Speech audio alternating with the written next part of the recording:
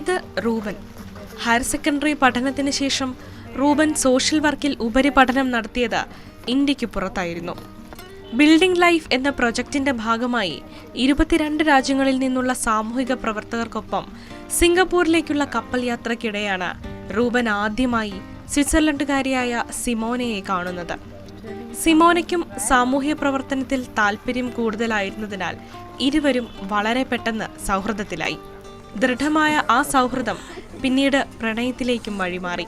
So we were also in the same team serving different people, and I think that was connected us from the beginning, serving people, improving the life of people.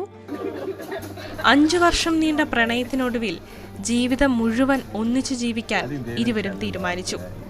രാജ്യവും സംസ്കാരവും വ്യത്യസ്തമെങ്കിലും രണ്ടാളും പരസ്പര സ്നേഹത്തിൽ വിശ്വാസം അർപ്പിച്ച് ഒന്നായി.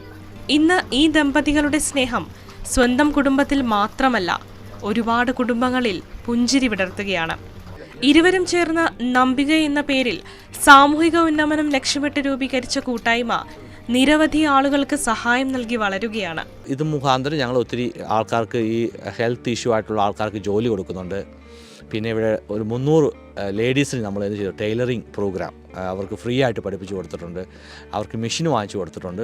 റൂബനും സിമോനയും സ്വിറ്റ്സർലൻഡിലാണ് ജോലി ചെയ്യുന്നത്. അവധിക്ക് നാട്ടിലെത്തുമ്പോഴാണ് നമ്പിക്കയുടെ പ്രവർത്തനങ്ങളിൽ സജീവമാകുന്നത്.